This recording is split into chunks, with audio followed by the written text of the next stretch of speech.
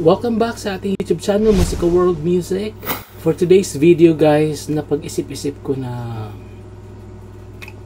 gusto kong balikan yung song ng SB19 na Mapa. Kasi napapanahon. Ito yung time na pwedeng gamitin yung song na yun para maging paalala sa mga kabataan na medyo hindi alam ang mga gagawin, desisyon sa buhay. I hope alam nila itong kantang ito, itong Mapa. Kasi sa song na ito guys, kumpleto lahat. Isinalaysay lahat about sa parents. Ang pagkakaalam ko din, correct me if I'm wrong, tribute ito ng SB19 sa kanilang parents. And syempre kasi, hindi naman ako guys nakikisaw-saw, no? But syempre, aware tayo sa mga nangyayari sa paligid natin. Paminsan-minsan, nagkakaroon tayo ng reaction sa mga nakikita natin na medyo hindi okay sa paningin natin, sa understanding natin. Actually guys, maiksi lang tong video ito. Na-inspired lang ako lalo doon sa song ng SB19 na Mapa.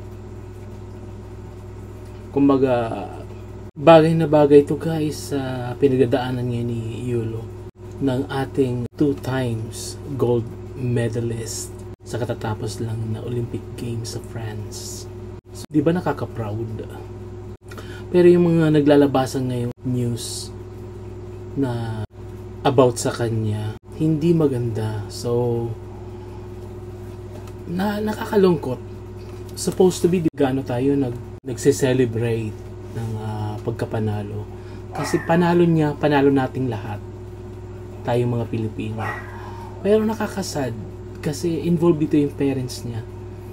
And naniniwala kasi ako guys, kahit gaano kasama yung parents mo, wala tayong karapatan para sumbatan ang parents natin. Lalo na yung isusumbat mo ay hindi katanggap-tanggap bilang isang ina o magulang. Personally ako, never pumasok sa isip ko yung mga mapagsabihan ko ang parents ko ng ninakaw mo ang pera ko. Parang mahihiya ako.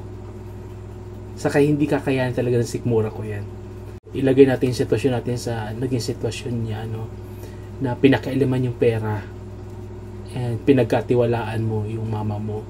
And nalaman mo talaga sa sarili mo na kinuha ng mama mo yung pera mo. Pero kahit ganun, parang hindi ko kaya sabihin sa mama ko. Siguro isisigway ko na lang, mag-shopping ka or bumili ka ng mga gusto mo. Kasi ako, magiging masaya ako guys sa sarili ko. Ako to. Magiging masaya ako kung makikita ko ang mama ko na masaya. Yun. And hindi ko talaga kayang gawin yan sa magulang ko, sa papa ko o sa mama ko, yung sasabihan ng face to face na ninakaw mo ang pera ko. Yung ipinanganak ka pa lang, iniluwal ka pa lang, walang katumbas na pera yun. So, hindi ko talaga guys kayang gawin yun.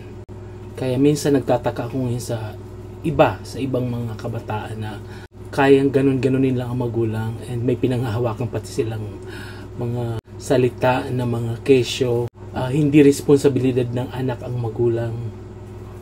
Nakakasad. Nung panahon, 80s, 90s, kasi ako sa 80s and 90s, walang ganyang issues between parents and sa mga anak. Wala. Lahat may respeto noon sa mga magulang and may takot. Kaya hindi ka talaga makakagawa ng bagay na ganyan sa magulang mo kasi may takot ka sa parents mo. Kasi ang disiplina noon talaga guys, talagang although yung pagbago kasi ng mga batas ngayon sa atin sa Pilipinas, siguro isa yun sa mga dahilan kung bakit naging iba yung pananaw ng mga kabataan ngayon and kung paano yung relationship nila sa parents nila, sa loob ng bahay nila. Kasi alam nila na bawal na kasi ngayon yung mga pagdidisiplina. Bawal na eh. Nakialam na yung batas natin na bawal ng ganon.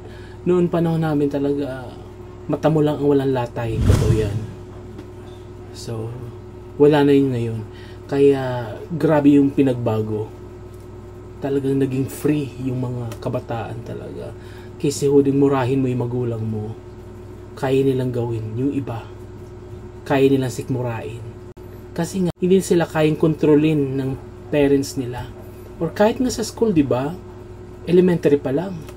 Makapagsagot-sagot sa mga teacher, di ba? Wala nang gap. Parang kasing age mo lang na binubungangaan mo or pinagsasalitaan mo ng kung ano-ano. Basta gusto mong sabihin, pwede mong gawin. Pwede mong sabihin.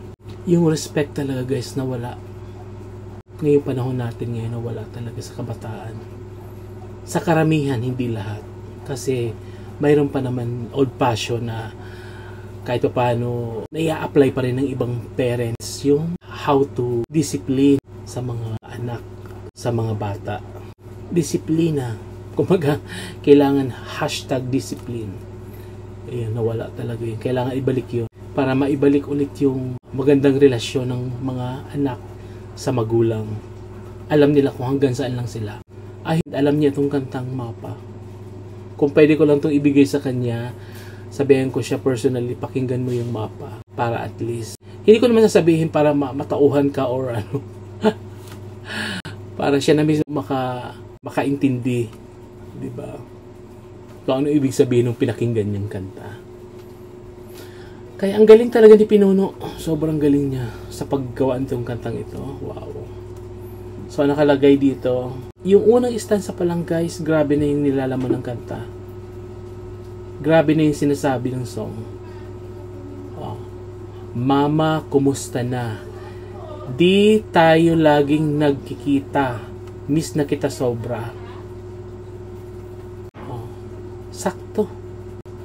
Sakto sa pinagdaanan ni Yulo sa sarili niya noon. Di ba nag-train siya sa Japan. Sabi niya sa mga past interviews na homesick siya sa Japan and na-miss niya yung parents niya. Sakto ito eh. Next, di ba pwedeng ikaw muna, akin ng pangamba. So, grabe. Papatapos ka lang ng parents mo, elementary, high school, and makarating ka pa ng college. Wow, iginapang ka ng parents mo. Mabigyan ka ng magandang buhay. Hindi ka nagkasakit, napangalagaan ka, and nasuportahan ka sa passion mo, sa gusto mong mangyari sa buhay mo. Dapat maisip mo yun eh. Nasa song na ito, di ba pwedeng ikaw muna, akin ng pangamba. Oh. Next, dahil ikaw ang aking mata, sa tuwing mundo'y nag-iiba, ang dahilan ng aking paghinga. Ngayon ko lang ito nagawa na sobrang hinimaymay ko talaga yung song. Kasi nga, laman ng lahat ng social media, news, di ba? Hindi mo naman pwedeng pag nakita mo syempre, di ba? Makukuha yung attention mo. Oh, syempre may ka dyan, may masasabi at may masasabi ka pa rin. And may ka dyan, may reaction ka sa mga nababasa mo o naririnig mo o napapanood mo. Sunod ay, kaya wag mag-alala, ipikit ang iyong mata, pahinga muna, ako nang bahala, labis pa sa labis ang iyong nagawa, mama, pahinga muna. Wow. Dapat talaga itong mabasa o mapakinggan ni Yolo. Ako honestly, yung melody itong Mapa, hindi ko masyadong gusto. Pero, yung nilalaman ng song, yung kwento sa kantang ito, yun ang sobrang pwede ko nang ihambing sa mga nagawang song ni Michael Jackson dati and ni Mariah. Kay Mariah yung Hero, kay Michael Jackson yung We Are The World, Earth Song. Kasi di ba may mga ganun siyang kanta, yung makalikasan, mga nagbibigay siya ng mga aral na pangalagaan ating mundo and poverty, idinadaan niya sa kanta. Ito naman literal na sa parents, itong kantang ito. Sobrang ganda. Nung unang napakinggan ko to, wow, naganda na ako sa kwento ng kanta. Pero yung melody niya, okay lang. Pasok naman sa sa taste ko yung melody na ginamit. Pero the best sa akin yung laman ng song. Talagang wow. Kompleto to, hindi lang sa mama niyo, di ba Papa? Papa, naalala mo pa ba nung ako'y bata pa. Di ba aking puso iyong hinanda sa mga bagay na buhay ang may dala. Dala ko ang iyong bawat payo. At hanggang sa dulo, magkalayo man tayo. Ako ay tatayo, pangako tatay ko. Para tuloy naging teleserye yung buhay ni Yolo, naniniwala pa rin ako na magkakaayos sila. And sana may isang taong magtulay or I think dapat siya mag-undergo ng mga counseling ganyan. Mapangaralan talaga siya. Yung last part ng song, guys. Kaya wag mag-alala, ipikit ang iyong mata, tana, pahinga muna, ako nang bahala. Labis na labis ang iyong nagawa.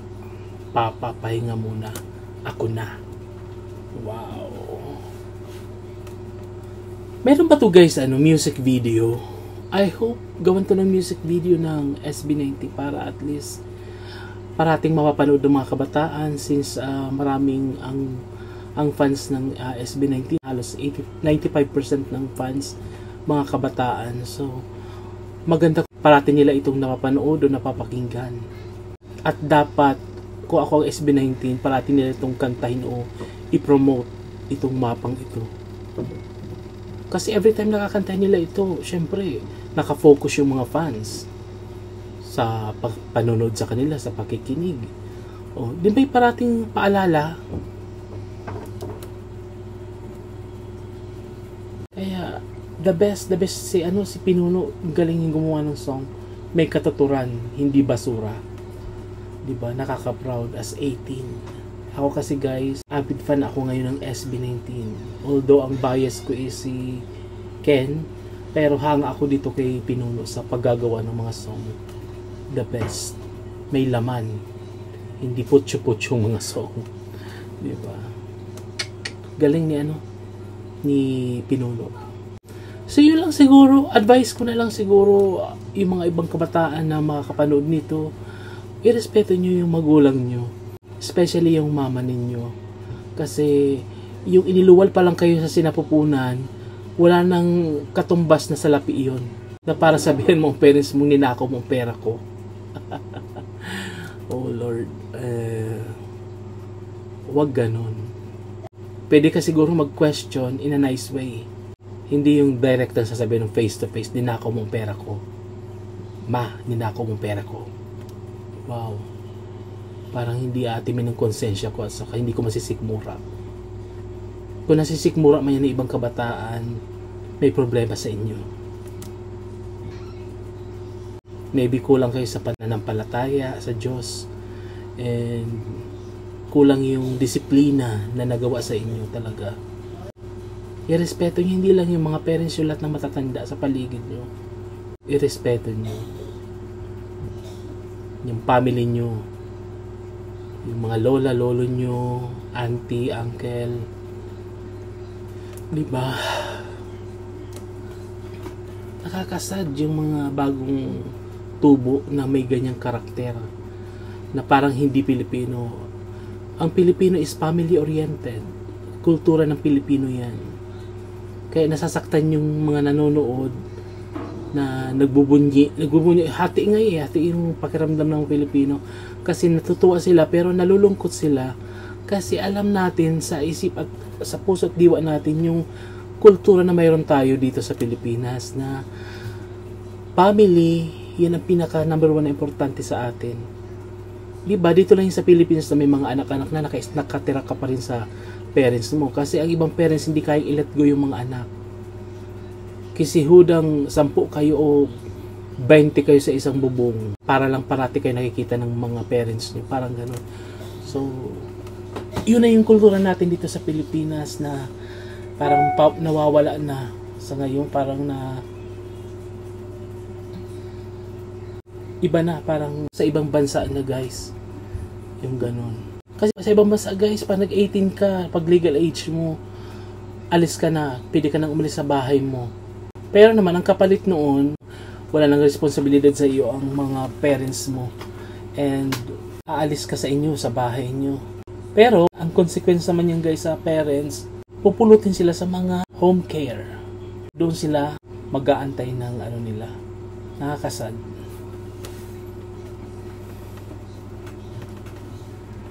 Tayo dito hindi. Tayo ang mag-aalaga sa mga parents natin, sa lola at lolo. Yun. Minsan nga, kung marami magkakapatid, share sa pag-aaruga. Ngayong week sa akin si lola, si lolo. Next week naman sa inyo, sa isang kapatid ko. Ganun, nagtutulungan ang pamilya. Kung sino ang nakakaangat, siya ang tumutulong. Pag yung isa naman biglang na sinuwerte, siya naman ang tutulong. Ganun ang kultura ng Pilipino. Kaya nasasad yung mga tao. Kasi hinahanap nila yun dito sa bagong iniidolo ng mga kabataan. Ito nga si Yulo. Parang yun ang missing sa kanya. Yung tagumpay niya, nakakamangha at nakaka-proud. Pero yung relationship niya sa mga magulang niya, hindi maganda. Kaya hati yung pananaw ng mga tao ngayon. And magandang maging example ito sa mga kabataan ngayon na medyo hindi alam kung paano irespeto yung magulang, kung paano ba ang relationship mo between you and your parents. So, may mga nakakapagbigay ng advices ngayon sa social media ng mga matatanda. So, pag napanood yan ng mga bata, ng mga kabataan, magkakaroon ng idea. Diyos ko Lord, kalabisan na pala yung mga pinagagawa ko. Teka muna. Wait, parang ganun. So, kailangan ko sigurong baguhin. Kung love mo ang parents mo, kung mahal mo yung parents mo, kailangan mo baguhin yung nakasanayan mo ngayon na kung paano itrato yung parents mo sa loob ng bahay nyo. So, siguro yun lang guys. Itong kanta ng SB19, malaki may itutulong nito sa kabataan ngayon. I hope ipromote ito ng SB19 at gawa ng music video para maturuan ang mga kabataan ngayon sa pamamagitan ng isang kantang ganito. At sana gumawa pa si Pinuno ng ganitong mga kanta na pwedeng gamitin ng mga kabataan sa ngayon. Diba? Kasi naniniwala ako pag idol mo yung isang artist, lahat ng pinopromote niyan talagang dinidibdib at binibigyan ng pansin, kumbaga siniseryoso. Pag gumawa ng maraming kagaya nitong song si Pinuno, magandang tulong yan sa mga bagong tubo ngayon. Matutulungan sila, mamamulat na kailangan ko palang gawin na ganito, ganyan sa family ko, sa parents ko, kailangan pala ganyan. Diba? Sa bawat song na maririnig na may aral, mapupulot nila yan at i-apply nila yan sa sarili nila. So thank you talaga Pinuno, sobrang ganda nitong kanta mong ginawa na Mapa. So yan lang guys, medyo mahaba na ngayon, akala ko maigsi lang itong video natin.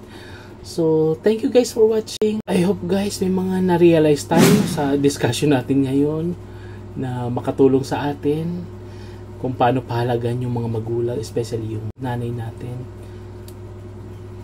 Nasa Bible din yan guys, so magbasa din ng Bible. Salamat guys, thank you for watching. God bless us and always be kind.